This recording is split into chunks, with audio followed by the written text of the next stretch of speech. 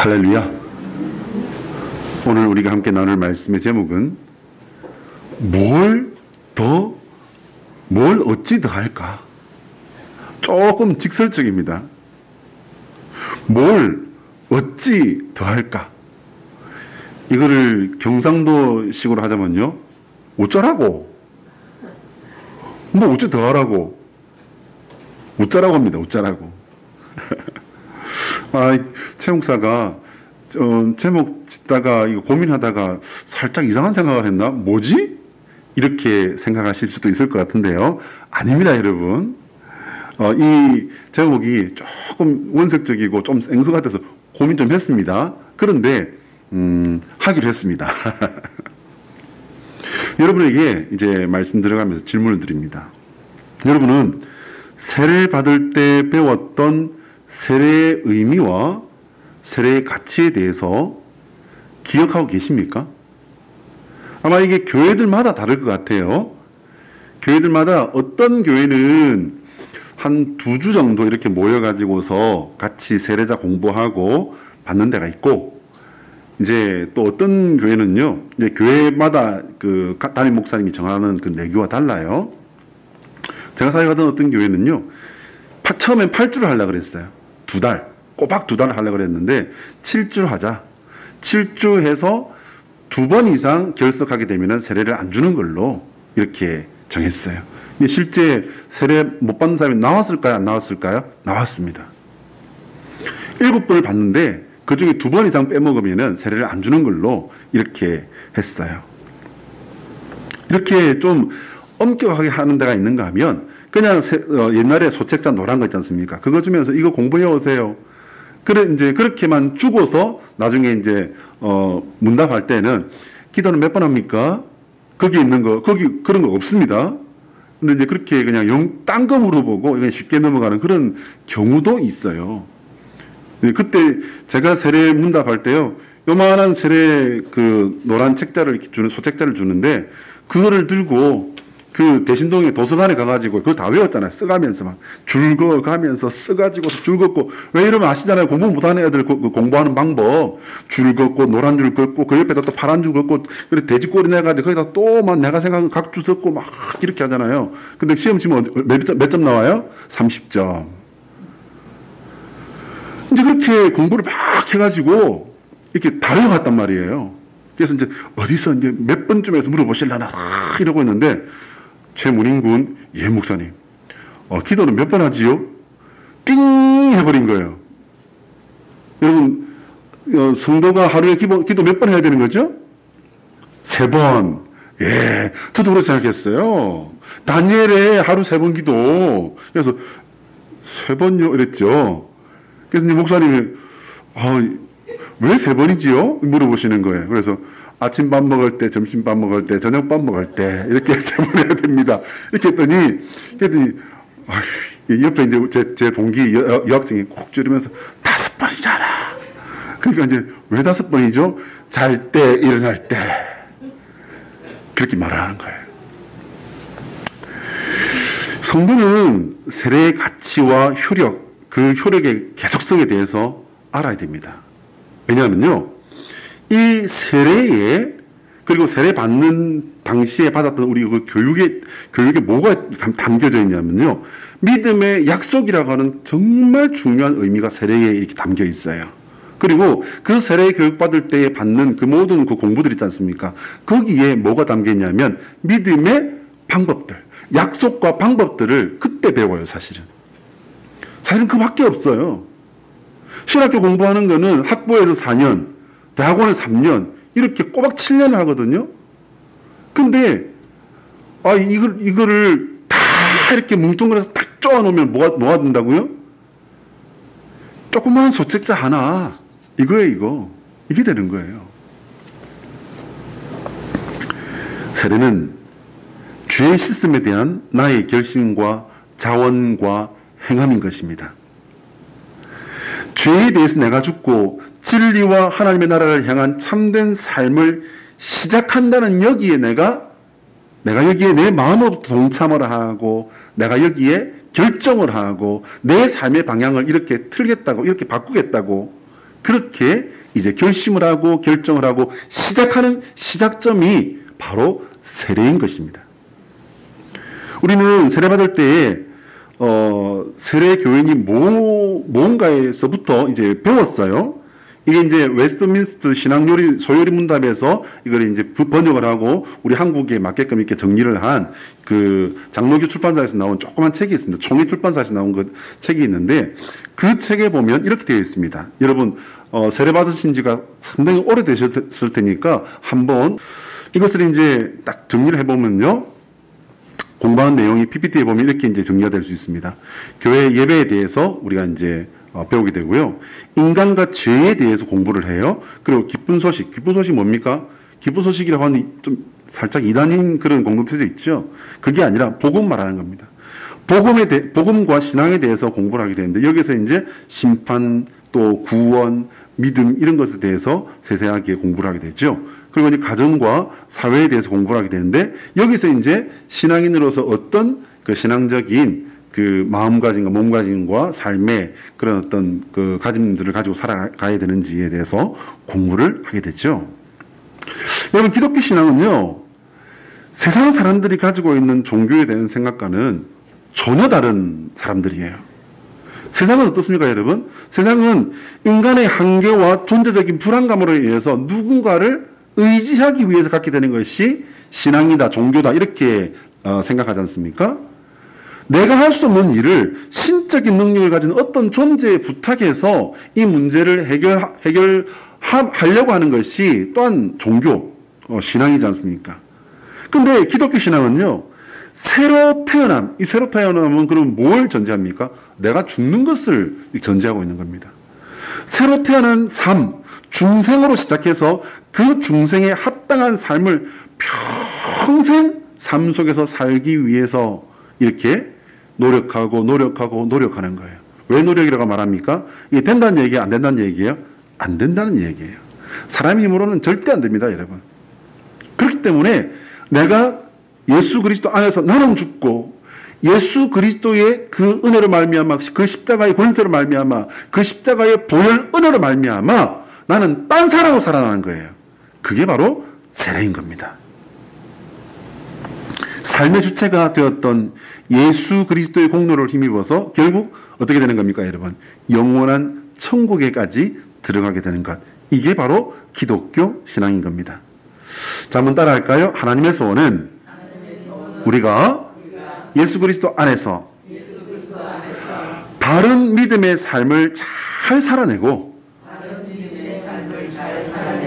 영원한 주의 나라에 영광 중에 입성하는 성도가 되는 것이다.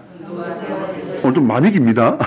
자, 시작. 하나님의 소원은 우리가 예수 그리스도 안에서 바른 믿음의 삶을 잘 살아내고 영원한 주의 나라에 영광 중에 입성하는 성도가 되는 것이다. 이 말씀이 저와 여러분에게 온전히 이루어지기를 예수 그리스도의 이름으로 축원합니다. 여러분, 기독교 신앙은요, 이전에 나는 온전히 죽는 거예요, 여러분. 온전히 죽고 예수 그리스도 안에서 새로운 삶으로 평생을 살아내는 거예요. 그럼 평생 안 믿다가 마지막에 영접하는 사람은 어떻게 해요? 하나님은 그것도 똑같이 받는다고 성경은 기록하고 있습니다. 여러분, 아침 낮에 들어가서 일한 사람이랑 마지막에 가서 깔딱 일한 사람, 깔딱도 아니죠. 깔짝 일한 사람이랑 주인이 어떻게 했습니까? 똑같은 품삯을 줬잖아요. 그 말씀이에요, 여러분. 이 일의 시작은요, 내가 아닌 예수 그리스도로 인해서 되는 거예요. 결정은 내가 합니다. 세례 받는다고 내가 결정하죠. 어떤 분은, 제가 그런 분도 제법 여러 번 뵌 적이 있어요. 저는 자격이 안 돼서, 아직 세례 받을 마음의 준비가 안 돼서, 이렇게 말하는 분들 제가 봤습니다. 제 친구 중에도 그런 애가 있었어요. 제 친구 중에 그런 적이 있었는데, 제가 지난 수요일 날 조금 이게 업돼가지고 여러분에게, 그런 사람에게 이제 어떻게 말해야 된다고 했죠? 뭐 하지 말라고. 여러분 바쁘시더라도 조금 전해주세요. 제가 그러더라고. 그런 분 계시면요, 하지 말라고 그러세요. 아니에요. 아니에요. 그러면 그분 말대로 갈 것 같으면 교회에 나온 사람들은 어떤 사람들이 되는 겁니까? 완벽한 사람이든지 뻔뻔한 사람이든지 둘 중에 하나잖아요. 여러분 누구세요? 완벽하세요? 그럼 남은 건 하나밖에 없어요. 뭐죠? 우리가 양심도 없이 뻔뻔한 사람들인 거 아니에요. 저 맞아요, 여러분. 저 뻔뻔한 사람이에요. 자격 없는데 목사까지 됐으니 제가 얼마나 여러분들보다 더 뻔뻔한 사람이 저예요. 그분들은 말에 의할 것 같으면 그렇지 않습니까? 뭐로 된다고요? 은혜로 된다고. 누구의 은혜로? 예수님의 은혜로. 아멘이십니까? 우리의 신앙은 나사렛 예수가 그리스도시라는 것을 인정하고 받아들이는 데서부터 이제 시작이 되는 겁니다. 그런데 예수님께서 오실 당시 이스라엘 사람들은요, 예수님을 눈으로 보면서도요, 그분을 눈으로 보면서, 심지어는 그분이 일으키는 기적들을 보면서도요, 그분을 믿었다고 안 믿었다고요? 안 믿었다고요. 기다리던 그분이 오셨음에도 불구하고 그게 안 된 겁니다. 우리 15절 같이 한번 읽어볼까요? 시작. 백성들이 바라고 기다림으로 모든 사람들이 요한을 혹 그리스도신가 심중에 생각하니. 질문입니다. 왜 성경은 이스라엘 사람들이 그리스도를 기다린다고 이렇게 말씀하고 있는 걸까요? 여러분, 예수님이 예언된 그 예언은요, 예수님이 오시기 700년 전, 700년 전에 이사야 선지에 의해서 예언이 되게 됩니다. 나라가 완전히 망해버렸죠.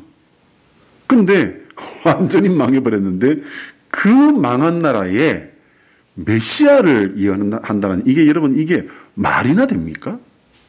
그런데 예수님은 그때 벌써 예언이 정확하게 됩니다.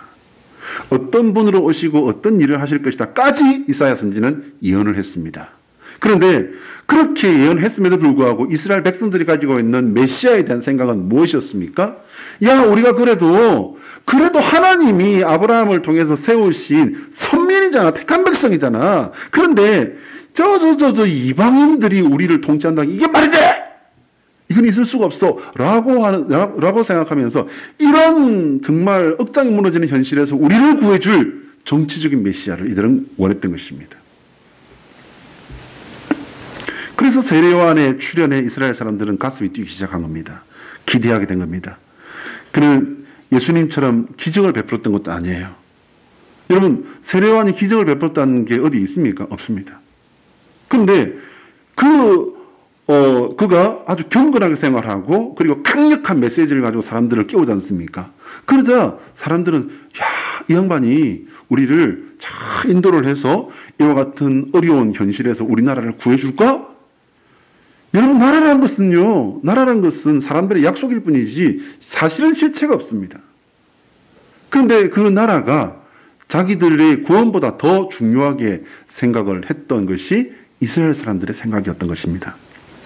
분명히 예수님께서 보이신 기적은 세례 요한과 그 외에 다른 그리스도라 불렸던 사람들과 차이점이 분명히 컸습니다. 그런데 이스라엘 사람들은 그 가짜는 이렇게 따르고요. 예수님 진짜는 어떻게 했습니까, 여러분? 십자가에 못 박아라. 십자가에 못 박아라. 세례 요한은 분명히 예수님의 오심에 대해서 선포합니다. 세례 요한은 자신의 뒤에 오시는 예수 그리스도의 능력에 대해서까지도 분명하게 말합니다. 16절에 보면요. 16절 좀 띄워주시겠습니까?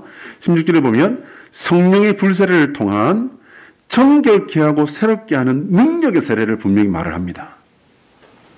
그분은 얼마나 대단한 분인지 세례 요한이라고 하는 이 사람도요 정말 대단한 선지자지 않습니까? 그런데 이 대단한 선지자가요 신발끈을 풀기도 감당치 못하겠다라고 이렇게 말하지 않습니까? 이게 왜 이런 표현을 썼냐면요, 예수님 오실 그 당시에 주인의 신발끈을 풀고 매는 일을 어떤 사람이 했냐면은 그 집안에 있는 가장 낮은 노예 중에서도 가장 낮은 노예가 하는 일이 주인의 신발끈을 풀고 묶어주는 일을 바로 가장 낮은 노예가 했던 일이 바로 이 일이었습니다. 그러니까 주인과 가장 노예 중에서 낮은 사람의 이 격차가 얼마나 크겠습니까, 여러분? 그러니까 그 당시에는 가장 높은 분과 가장 낮은 사람의 이 설명을 이 이상으로는 할 수가 없었던 겁니다. 그러니까 오시는 그분에 비하면 나는 아무것도 아니라는 거예요. 나는 아니라는 거예요. 진짜 대단한 분이 온다는 것을 이렇게 세리요한은 이 비유를 가지고 설명을 한 겁니다.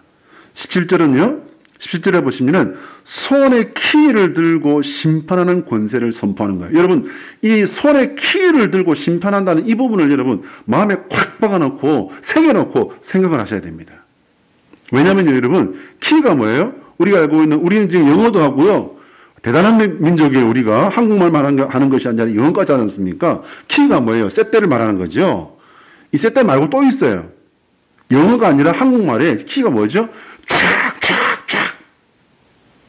콩을 넣고서 이렇게 촥촥 까부리면 어떻게 됩니까, 여러분? 깨를 넣고 촥촥 까부리면 어떻게 됩니까? 진짜 좋은 것들은 안으로 들어가고 무게 때문에. 가벼운 어떻게 돼요? 촥촥촥 이렇게 까부리면 우리 심순자 성도님 잘 하실 것 같아요. 탁 이렇게 잡고 촥촥촥 이렇게 하면은 진짜 좋은 거는 안으로 들어가고요. 안 좋은 건 어떻게 됩니까? 밖으로 밀려가지요. 네. 여러분, 이 키질을 하신다는 거예요, 여러분. 키질을 해서 뭐를 구별한다고요? 알곡과 죽정이를. 그리고 여러분, 알곡은 곡간 안에 들어간다는 거예요. 곡간은 우리가 딱 이해하기로 뭡니까? 하나님의 나라를 말하는 것이죠. 근데 진짜 무서운 건 그거 같이 이렇게 선포되고 있습니다. 뭡니까?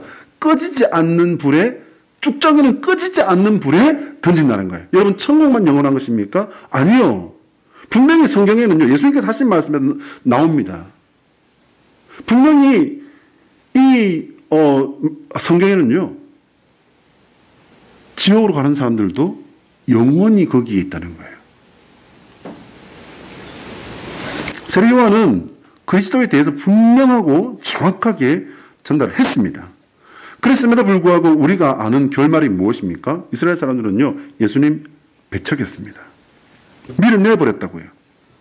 이스라엘 백성이 구한 것은 자신들이 이방인들의 통치를 받는 이 치욕에서 벗어나게 해달라는 것이었습니다. 하나님은 정치적인 메시아 정도, 이거 잠시 너희들한테 해결해주는 이 정도가 아니라 세상의 죄와 죽음이라고 하는 절대 원수, 절대 문제를 꺾어버릴 수 있는 진짜 구원의 메시아를 우리에게 보내주신 것입니다. 아멘이십니까? 사람들은요, 자신들이 원하는 것을 주지 않았다고 해서 이걸 내팽개 쳐버린 거예요. 이게, 여러분, 제가 이거를, 저도 세례요한처럼 이게 비유를 하나 만들어 볼까? 이렇게 해서 생각하다가 넣어본 게 뭐였냐면요. 어떤 사람이 모종삽을 좀 빌려달라 그랬어요. 어떤 사람이, 모종삽이 뭐죠? 여러분, 화분 정리하고, 조그만 잡초 같은 거 이렇게 파내는 그런 조그만 삽이지 않습니까? 그 모종삽을 좀 빌려달라고 했더니, 주인이 보니까는 이 모종삽 가지고 될 게 아니에요. 그거 좀 깔짝거린다고 될 게 아니야. 그래서 뭘 보내줬어요? 큰 포크레인을 보내줬어요. 아예 이 산을 다 밀어버리고, 거기다 제대로 된 밭을 만들려고 큰 포크레인을 보내줬어요. 그랬더니, 이 모종삽을 좀 빌려달라고 한 사람은 뭐예요? 아니야. 아유, 뭘 그냥 이렇게까지. 이건 아니에요. 그냥 모종삽만 빌려주세요. 한 게 예수님과 하나님과 이스라엘 백성의 예수님을 두고 벌인 말할 수 없는 평행선이에요. 평행선. 하나님과 인간의 생각은, 인간의 바람은 영원한 평행선입니다. 인간의 바람은 세상에 한정되어 있기 때문입니다. 하나님께서는 인간과 세상의 구원과 회복에 관심을 가지고 계십니다. 그러니 이게 처음부터 그랬고 끝까지 그럴 수밖에 없으니까 이게 만날 수 있겠냐고요.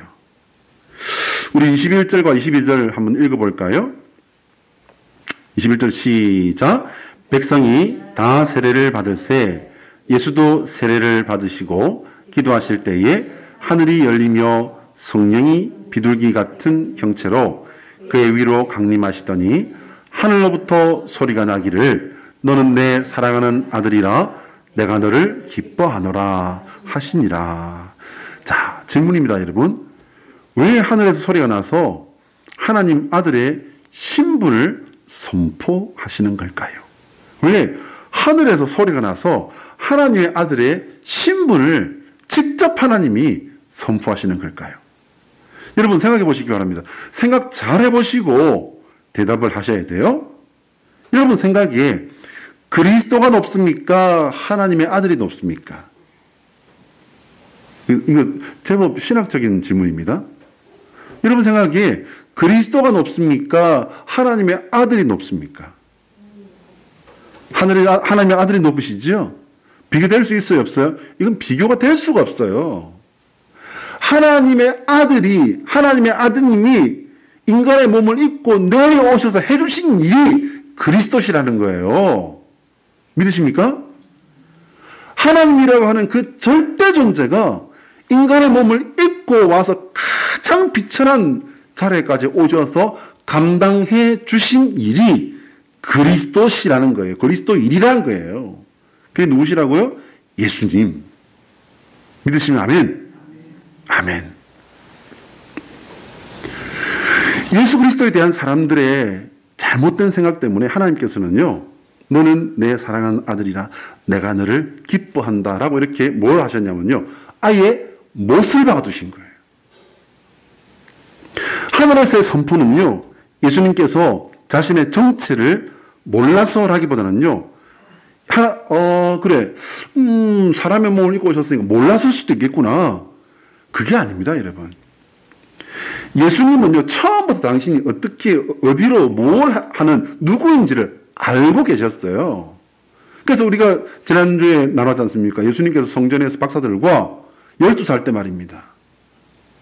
토론하고 이야기하는 모습을 보고 부모님이 가다가 돌아와가지고서 아이야, 왜 네가 어떻게 이렇게 하느냐라고 이렇게 그러니까 책망한 거죠. 그랬더니 뭐라고 했습니까? 내가 내 아버지의 집에 있어야 될 줄 몰랐습니까? 라는 겁니다. 예수님은 당신이 그리스도 사역을 감당해야 될 줄 알고 계셨습니다. 근데 여기서 선을 그으신 거예요. 하나님께서 선을 그으신 겁니다. 예수님의 그리스도 사역자로 세우심에 선을 그으신 거고, 두 번째는요, 이스라엘 사람들과 세상을 향해 하나님이 선포하시며 선을 그으신 거예요. 여러분, 어중간하게 이렇게도 해석될 수도 있고 저렇게도 해석될 수도 있는 그런 게 아니에요. 누구도 변명할 수 없는 선을 하나님께서 확실하게 딱 그어두신 거예요. 바로 이게 뭐라고요? 너는 내 사랑하는 아들이라 내가 너를 기뻐한다는 거예요. 여러분, 이거보다 더 확실한 선포가 있을 수가 있습니까? 이거보다 더 확실한 선포가 있을 수 있나요? 어디서 났다고요? 땅에서부터 우 울리면서 어떻게 들으면 그렇게 말을 읽은 것 같기도 하고 어떻게 보면 아닌 것 같기도 하고, 그게 아니에요. 하늘로부터 성령이 마시면서 하신 말씀이 뭡니까, 여러분? 너는 내 사랑하는 아들이라 내가 너를 어떻게 한다고요? 좋을 때도 있고 뭐 또 사실 또 안 좋을 때도 있어. 이게 아니라 내가 너를 기뻐하노라. 누구신지에 대해서 하나님은 확실하게 말씀을 하신 거예요. 여러분 이보다 더 어떻게 확실하게 말할 수가 있습니까? 그래서 제가 오늘 정한 제목이 뭐라고요? 제목, 뭘 어찌 더 할까? 이것 때문이에요. 이 본문 때문이에요. 여기 때문에 제가 정한 제목이 바로 뭘 어찌 더 할까? 여러분, 오늘 이 예수님의 수세기념일이에요. 수세기념일이 뭐냐면요, 예수님이 오늘 세례를 받았습니다. 그게 아니에요. 예수님이 세례요한으로부터 세례받으신 사실 자체를 이제 기념하는 그런 주일로, 이건 사실 교회가 정한 지가 불과 얼마 되지는 않았습니다. 근데 이게 굉장히 중요한 신학적인 의미를 가진 그런 교회 절기로 이렇게 자리매김을 하고 있죠. 여러분, 하나님께서 시작하신 일이 바로 이거예요. 예수님의 그 세례를 본받아서 우리도 세례를 받지 않습니까? 그러면 우리가 받는 그 세례에서부터 시작되는 일이 뭔지를 여러분 깨달으셔야 됩니다. 여러분, 세례받을 당시에 뭐 그래, 교회 사는 절차니까는 맞아요. 중요한 절차예요. 근데 그 절차가 가지고 있는 그 뜻이 뭔지가, 여러분, 이게 희미해지기 시작하면 뭐가 힘해지기 시작한다고요? 우리의 믿음의 이유와 방법이 약속이 희미해지면서 믿음의 이유와 방법이 희미해지는 것입니다. 희미해지시는 것이 아니라 갈수록 더 또렷해지고 분명해지시는 저와 여러분 되시기를 주의 이름으로 축원합니다. 하나님께서는요, 어떤 일도 결코 몰래하지 않으십니다. 왜요? 아니, 그분이 주인이신데 어떤 일을 몰래하고 어떤 일을 아리송하게 하실 필요가 있겠습니까? 다 그분 것인데요. 여러분 집에서 혹시 누가 알까봐 살금살금 하시는 일이 있습니까? 혹시 누가 알까봐 밥을, 아이고, 내가 지금 오늘 맛있는 그 고추장 돼지 두루치기를 하는데 옆에 집에서 와가지고 뺏어 먹을까봐 몰래 창문 다 잠그고 불까지 다 끄고 이렇게 막 보글보글 지지고 볶는 그런 일을 하시나요? 혹시 누가 알까봐, 누가 와가지고 너 왜 성경 읽어? 할까봐 성경도 조용하게 촛불만 딱 하나만 켜놓고 거기서 조심조심 성경 읽는 분 계시나요? 하나님은 세상의 주인이신 거로 그 어느 누구의 눈치도 보실 일이 없습니다. 하나님의 눈치를 보신다면 우매하고 완악한 우리가 하나님의 하시는 일을 놓칠까봐 조금 그 템포를 늦춰주시고 살살 해주시는 것이지 몰래 하시는 일은 없다는 말입니다. 믿으시면 아멘. 하나님의 선포는 알리신 것이고 선을 그으신 것입니다. 놀랍게도 왜 이 일을 하셨냐면요, 알곡과 쭉정이를 가려내시겠다는 그 뜻을 분명히 하신 겁니다. 자, 한번 따라합니다. 예수 그리스도의 십자가는 하나님의 키이다. 여러분, 키위가 아닙니다. 제 키가 좀 이렇다고 키이가 아닙니다. 또 셋대 이것도 아닙니다. 뭐라고요? 키즈를 하는 키. 자, 시작. 예수 그리스도의 십자가는 하나님의 키이다. 할렐루야. 여러분, 이거를 제가 그냥 이런 거를 만들어서 여러분에게 읽게 하고 보여드리면서 읽게 하고 제가 읽어드리고 다시 읽게 하고 하는 이유가 있습니다. 제 나름대로는요, 이게 굉장히 여러분에게 심어주고 싶고 여러분의 입으로 말해보게 하고 싶어서 이런 것들을 준비를 해서 하는 겁니다. 여러분, 예수님의 십자가는요, 하나님의 키예요. 키즈를 하는 키입니다. 여러분, 이 키즈를 하면은요, 우리는 이 키즈를 할 때 안에 있는 이 콩이요, 혹은 깨가 이게 편안할까요? 걔들이 생각을 못하고 느낌이 안 가지고 있다고 생각하기 때문에 그냥 키즈를 해서 이렇게 이제 제대로 된 것과 또 껍데기 뿐인 거, 뭐 이런 것들을 갖다가 이렇게 솎아내는 것이지만, 여러분, 이게 키즈를 하면 이게 편할까요? 안 편할까요? 콩이 되었건 깨가 되었건 편하지 않을걸요? 얼마나 어지럽고 얼마나 힘들겠습니까? 그렇잖아요. 걔들이 콩이고 깨라서 그렇지. 사람을 키에 놓고 이렇게 키즈를 하면은 이거 어마어마하지 않겠습니까? 근데 여기서 뭐가 결정난다고요? 진짜 알맹이와 가짜 알맹이. 알맹이와 쭉정이가 거기서 나온다고요. 거기서 판가름 난다고요. 여러분, 그러면 인간을 키즈하는 키는 뭡니까, 여러분? 십자가 외에는 없다는 사실을 깨달으시기 바랍니다. 특별히 누구의 십자가입니까? 여러분, 많은 십자가가 있었습니다.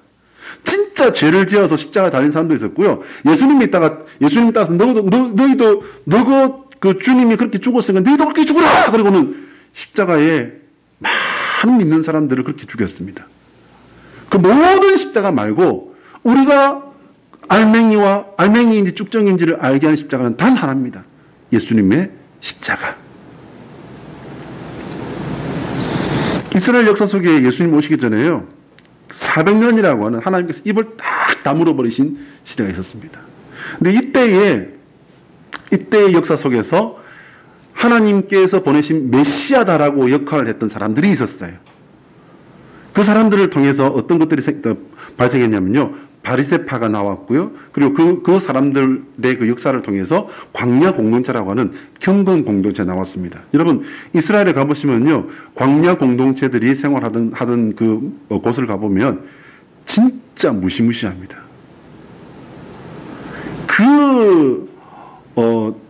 뾰족뾰족한 돌밖에 없는 그 광야 같은 곳에서 거기서 웅덩이를 파놓고 거기서 자기들의 몸을 씻어가면서 죄를 씻고 몸을 씻으면서 하나님 앞에서만 살기 위해서 몸부림을 치던 정말 무시무시한 공동체가 거기서 나왔습니다. 여러분, 하나님은 우리 인간의 어떤 노력에도 상관치 않으시고요. 하나님은 하나님이 하신 그 구원의 방법에 맞춰서 심판하십니다. 뭡니까? 예수 그리스도. 하나님은 분명히 말씀하셨습니다. 예수님이 누구고 그분을 통해서 하나님께서 어떻게 심판하실지 분명히 말씀하셨습니다. 하나님께서는 당신의 아들을 세상의 메시아로 내놓으셨고 분명하게 알리신 겁니다. 우리는 이것도 저것도 볼 필요 없이 오직 예수의 믿음으로 하나님께서 하신 그 일을 받아들이고, 내가 세례받을 때 결심했고 배웠고 결심했고 따르기로 정했던 그 길만 그냥 오롯이 가시면은 하나님께서 그 다음은 책임지십니다. 기도하겠습니다.